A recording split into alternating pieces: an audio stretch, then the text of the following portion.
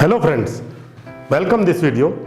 तो आज बात करेंगे एक ऐसी तकनीक जहां पे हजारों लोग 100 साल से ऊपर जीते हैं दोस्तों। वहां पे कोई भी आदमी 100 साल से नीचे है ही नहीं। वहां आप सब जगह देखेंगे कोई आदमी कुंफू सिखा रहा है वो भी 100 साल का है, कोई स्कूल में पढ़ा रहा है वो भी 100 साल का है। वह नॉर्मल एज ही दोस्तों 100 साल है। तो मैं बात कर रहा हूं ओकिनावा टापू की, जो जापान में है दोस्तों। यह टापू जापान में है और आप गूगल कीजिएगा इसको तो आपको पता लगेगा कि वास्तव में वहां लोग बड़ी लंबी जिंदगी जीते हैं। तो दोस्तों इसके कुछ राज हैं कि वो क्यों इतनी लंबी जिंदगी जीते हैं। वहां पे जब साइंटिस्ट गए उन्होंने रिसर्च किया कि ये क्यों लाइफ इतनी लंबी है इन लोगों की, तो कुछ कुछ तथ्य सामने निकल के आए। तो हम उसी तथ्य के ऊपर बात करेंगे। तो मेरा नाम है गुरदीप सिंह। मेरे चैनल को सब्सक्राइब कर लेना और बेल आइकन को हिट कर देना ताकि आने वाले अच्छे अच्छे कंटेंट आपको मिल सके। तो दोस्तों बात करते हैं। सबसे पहले इकिगाई एक बुक आई है और हर आदमी इकिगाई के ऊपर बात कर रहा है और वो इस टापू के ऊपर ही लिखी गई है बुक। आपको मौका मिले तो जरूर पढ़ना दोस्तों। इसका सार मैं यहाँ पे बताता हूँ कि वो कैसे होता है और क्यों इतनी लंबी जिंदगी होती है। दोस्तों सबसे पहला पॉइंट है वहां का कि वो कभी भी रिटायर नहीं होते। रिटायर शब्द ही आदमी को मार देता है दोस्तों। और आज हमारे यहाँ मॉडर्न सोसाइटी के अंदर या मिडिल क्लास के अंदर रिटायर होना आम सी बात है। लोग ये बोलते हैं मैं तो थक गया हूं काम करते करते, मैं रिटायर होना चाहता हूं। आपने देखा होगा दोस्तों, जब भी कोई रिटायर होता है तो कुछ ही दिन में वो इस धरती से चला जाता है। रिटायर नाम का शब्द अपनी जिंदगी से निकाल दो। वो हमेशा कुछ काम करते रहते हैं, उनके पास कोई पर्पज होता है, वो आगे से आगे लगे रहते हैं दोस्तों। वो इसीलिए लंबा जीते हैं।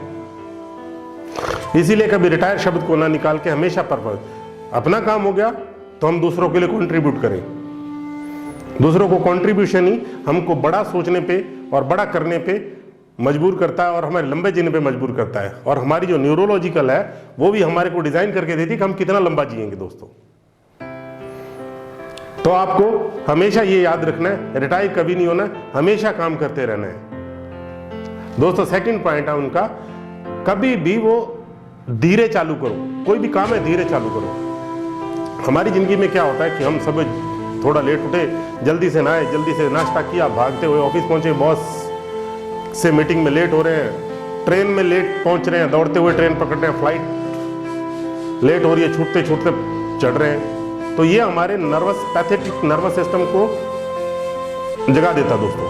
हमारा जो नर्वस सिस्टम है उसके अंदर एक स्ट्रेस क्रिएट कर देता है और स्ट्रेस क्रिएट होता है कोर्टिजोल से। कोर्टिसोल जैसे ही हमारे बॉडी में होता है, स्ट्रेस होता है, हमारे को एक चिंता क्रिएट होती है, हमें कुछ काम करने का फटाफट यानी जल्दीपन हमारे अंदर लाया जाता है। तो दोस्तों अगर हम 20 मिनट सिर्फ पहले उठ जाए, 20 मिनट अपने आप को पहले से प्लान कर लें तो हम आसानी से अपने पूरा दिन धीरे धीरे आराम से काम किया जा सकता है। जब आप स्लो शुरुआत करते हैं तो पक्का है आपका सक्सेस भी पक्का रहेगा, क्योंकि उस समय आपकी बॉडी नेगेटिव हार्मोन ना निकाल के पॉजिटिव हार्मोन निकाल रही होगी। आपके न्यूरॉन्स आपके काम के साथ अलाइनमेंट हो रहे होंगे, उसमें स्ट्रेस नहीं होगा, वो एकदम से भागा दौड़ी में कंफ्यूज नहीं हो रहे होंगे।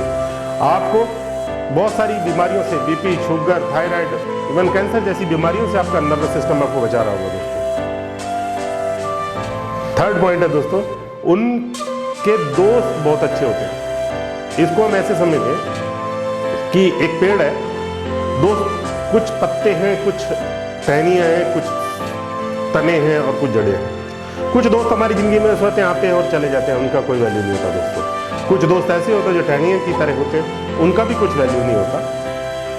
लेकिन जो कुछ तने की होते हैं वो खड़े रहते हैं, हमारे से कोई डिमांड करते हैं, कुछ समय तक रहते हैं, वो भी चलो ठीक है कुछ हद तक। लेकिन असली दोस्त दोस्तों वो होते हैं जो हमारे साथ जड़ों की तरह होते हैं। जड़ों का मतलब है वो हमारे को न्यूट्रिएंट देते हैं, पानी देते हैं, हमें सपोर्ट देते हैं। जब हमारे को कुछ शेयर करने का मन करे हम उनसे शेयर कर सकते हैं, वो अपने अंदर पचा जाएंगे। तो हमारे एक ऐसा दोस्त होना चाहिए जिसको मैं सब कुछ शेयर कर सकूं, अपने आप को एक्सपेक्ट कर सकूं, डी एक्सपेक्ट कर सकूं। जब भी हम किसी अपने थॉट को जो हमने अपने साथ अपने जो बेवकूफ़ियाँ कर रखी हैं उसमें से हम उसको डिस्कस करके इमीडिएटली डिस्कस करते हैं तो उसका इम्पैक्ट कम हो जाता है और हमारे न्यूरोलॉजी में हमारे न्यूरॉन्स को एक रिलैक्स मिलता है दोस्तों। आज एपिजेनेटिक में बताया गया कि अगर आपके एक थॉट आपके हर एक सेल को प्रभावित करता है अगर हमारा थॉट अच्छे हो गए तो हमारा जीना भी अच्छा हो जाता है दोस्तों। तो इसी तरह दोस्त अच्छे बनाइए, अपने दोस्तों के साथ टाइम बिताइए, हंसिए, खेलिए, एंजॉय कीजिए। आपका जिस मोमेंट में आप दोस्तों के साथ होते हैं उस टाइम पे आप अवेयरनेस में होते हैं, फ्लो में होते हैं, इस कारण आप नेगेटिव चीजें भूल जाते हैं। सिर्फ उसी टाइम आपका बॉडी पॉजिटिव हार्मोन निकालता है दोस्तों, डोज केमिकल्स निकालता है, जिससे आप ग्रो भी अच्छा करते हैं और आपकी लाइफ भी खुश रहती है और आपको दर्द भी बहुत कम हो जाता है। अगर दर्द होगा तो दोस्तों के साथ आपका दर्द कभी नहीं होगा दोस्तों। तीसरी चीज है दोस्तों, वो हमेशा 3/4 खाते हैं खाना। इसका क्या मतलब है, यानी वो कम खाते हैं, वो पेट का एक हिस्सा खाली रखते हैं। हमारे साथ क्या इस हमारी दुनिया के अंदर सबसे बड़ा प्रॉब्लम है ब्रेकफास्ट, लंच, डिनर। हमारे टाइम फिक्स हो चुके हैं, हमें खाते हैं और हम पेट भर के खा लेते हैं। और आपने नोट किया होगा, जब भी आप पेट भर के खाते हैं तो आलस आता है, आपको नींद आती है। इसका मतलब आपने खाना गलत खाया है। अगर आपने खाना सही खाना है तो आपने 3/4 ही खाना खाना है। और दूसरी बात है, खाना कैसे खाना है आप नोट करोगे। जब भी आप खाना खाओगे, अगर आपको पूरी तरह चबा के मुंह में पानी बना के अगर पेट में लेके गए तो आपका खाना पचेगा भी अच्छा और आप 3/4 में ही आपका पेट भर जाएगा। और वो खाना आपको नर्व एनर्जी देगा, जो हमारे रियल में जरूरी है दोस्तों। अगर खाना खाने के बाद आपको नींद आती है तो खाना गलत है। जैसे ही आप खाना खाएं और आपको एनर्जी मिले, जोश मिले, तो अच्छा खाना है। एक बार इसको प्रैक्टिस जरूर करिएगा और खाना थोड़ा सा कम, 3/4 खाना स्टार्ट कीजिए। पेट का कुछ हिस्सा खाली रखिए ताकि आपकी नर्व एनर्जी क्रिएट हो और आपके काम आए। फोर्थ है दोस्तों, दोस्तों के साथ एंजॉय करते रहिए। और फिफ्थ है, हमेशा फिट रहिए। फिट का मतलब है दोस्तों दौड़ना, भागना, कूदना, अपनी सेहत को फिट रखना। तो ओकिनावा टापू पे लोगों का एक स्टेटमेंट है, वो कहते हैं अपने आने वाले जन्मदिन से पहले इतने फिट हो जाओ कि धरती पे आप जैसा कोई फिट आदमी नहीं हो। तो दोस्तों आप भी इसको कर सकते हैं कि आपके आने वाले जन्मदिन से पहले आप इतने फिट हो जाओ कि आप जैसा कोई इस दुनिया में फिट आदमी नहीं हो। है ना कमाल की बात। छठी चीज है दोस्तों, वो स्माइल बहुत करते हैं, वो हंसते रहते हैं। जैसे ही भी आप हंसते हैं और छोटी छोटी चीजों में हंसना स्टार्ट करते हैं और एक वहां पे एनवायरमेंट बन जाता है, हंसते हंसते आपके जो भी पॉजिटिव केमिकल निकलने चालू हो जाते हैं शरीर के अंदर, डोज केमिकल निकलना चालू हो जाते हैं। जैसे डोज केमिकल निकलते हैं आप खुशियों की ओर बढ़ जाते हैं, छोटी मोटी दुख तो वैसे ही दूर हो जाते हैं। दोस्तों हंसना सीखो, अपनी बेवकूफियों पे हंसना सीखो। आपने जो पीछे गलत कारनामे किए उन पे हंसना सीखो। एक बार हंस के देखना, जैसे ही आप उस पे हंसोगे उस चीज का इंपैक्ट कम हो जाएगा, वो आपकी जिंदगी को डिस्टर्ब करना बंद कर देगा दोस्तों। तो मेरे हिसाब से हंसना चालू कीजिए, आप एंजॉय करेंगे बहुत सारा। हंसना बहुत जरूरी है हमारी जिंदगी के अंदर, हम हंसी भूल चुके हैं। हंसना, अगर हम एक दिन में, एक बच्चा एक दिन में 500 बारी हंसता है कम से कम, इसीलिए वो हमेशा हेल्दी होता है। हमारी जिंदगी का हम 5 बारी गिन के हंसते हैं, वो भी जो बनावटी स्माइल देते हैं। नो नहीं दोस्तों, स्माइल ऐसी कि दूसरों को भी खुश कर दे। तो हंसना सबसे इंपॉर्टेंट है दोस्तों, स्माइल करते रहिए, सबको स्माइल दीजिए, अपना ही नहीं दूसरों की जिंदगी में खुशियां भर दीजिए। तो दोस्तों अगला पॉइंट है connecting with the nature. Okinawa में देखा गया वो लोग नेचर के साथ बहुत ज्यादा कनेक्ट रहते हैं। नेचर के साथ कनेक्ट रहने का मतलब क्या है कि वो कोई ना कोई नेचर के साथ कनेक्ट रहने का काम करते हैं, चाहे कोई बागबानी का कर रहा होगा, कोई जंगल का काम कर रहा होगा। इवन वहां पे एक त्योहार है, वहां पे 5-10 दिन लोग छुट्टी लेके सिर्फ इसीलिए चले जाते हैं, एक तरह का फूल खिलता है उस फूल को देखने के लिए जाते हैं, चाय पियेंगे वहां पे और सिर्फ फूल को देखेंगे, 10 दिन तक वहीं रहेंगे। जैसे ही आप नेचर के साथ कनेक्ट होते हो दोस्तों, आपका स्ट्रेस कम हो जाता है, एंजाइटी, डिप्रेशन सब कम होना स्टार्ट हो जाता है। आज एंजाइटी, डिप्रेशन ने क्या कर रखा है, आपको कैंसर वाले लेवल तक पहुंचा दिया, मरने के कगार तक। एंजाइटी, डिप्रेशन हर एक जगह फैल चुका है, बीपी, शुगर तो हर घर में है दोस्तों।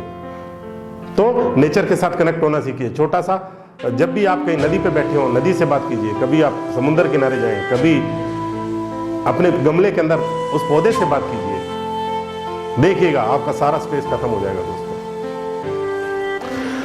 ये 8वीं चीज है दोस्तों, थैंकफुल रहना, ग्रेटिट्यूड।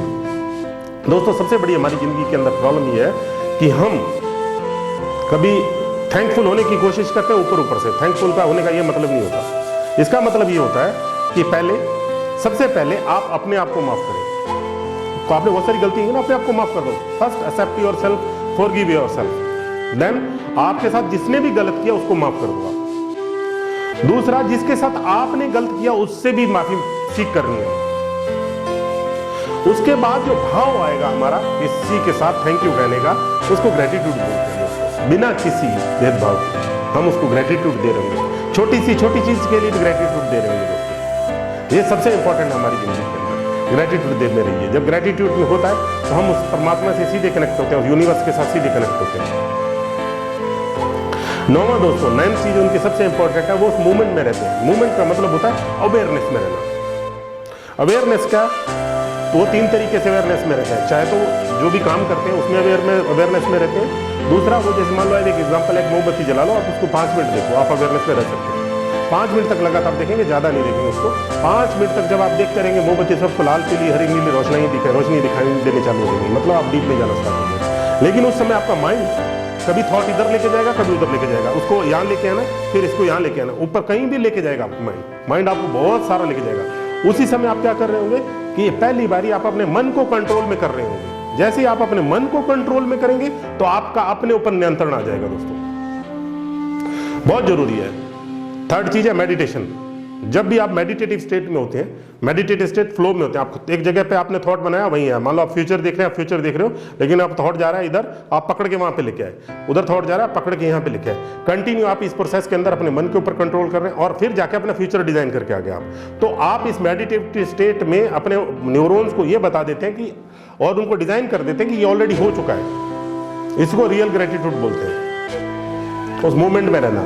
जब ये हो चुका है उसी समय इस क्वांटम फिजिक्स के अंदर दोस्तों बोला गया है, आपका एक थॉट अगर क्रिएट हो गया तो उसका मतलब सभी न्यूरॉन को पता चल गया। पता चलने के बाद सारे न्यूरॉन ने एक वाइब्रेशन क्रिएट किया, वो पूरी यूनिवर्स में चला जाता है।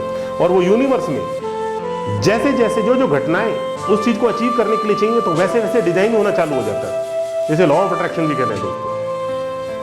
तो उसी मूवमेंट में रहना बहुत जरूरी है। हो सकता है ब्रीदिंग से भी उसी मूवमेंट में रह जाता। आप ब्रीथ करके 5-10 मिनट ब्रीथ करिए, कॉन्शियसली ब्रीथ करिए, करके देखिएगा आपकी एंजाइटी, डिप्रेशन सब दूर होना चालू हो जाएगा। 10th चीज है दोस्तों कि 10वीं चीज सबसे इंपॉर्टेंट है। 10वीं चीज है कि वो हमेशा इकिगाई फॉलो करते हैं। इकिगाई फॉलो होने का मतलब है आप आज सुबह क्यों उठे, उस उठने का वाई चाहिए, या कल मैं सुबह क्यों उठना चाहिए मेरे को। अगर मेरे पास मेरा पर्पज नहीं उठने के लिए तो मैं पूरा दिन मेरा खराब होगा। वाई इंपॉर्टेंट है। आप रात को अपना वाई डिजाइन कर सोचिए, कल मुझे क्यों उठना है, तो रात भर आपके न्यूरॉन उस पर काम करेंगे और कल आप फ्लो में काम करोगे। आपको प्रेशर नहीं होगा, डिप्रेशन नहीं होगा, प्रेशर आएगा ही नहीं। वाई इंपॉर्टेंट है। जब हम अपने वाई डिजाइन करते हैं, वाई के साथ डिजाइन करके सोते हैं तो हमारे न्यूरॉन्स काम करते हैं और हम आगे बढ़ते रहते हैं दोस्तों। ओके दोस्तों, इसको अप्लाई कीजिएगा, अपना ध्यान रखिएगा। थैंक यू दोस्तों।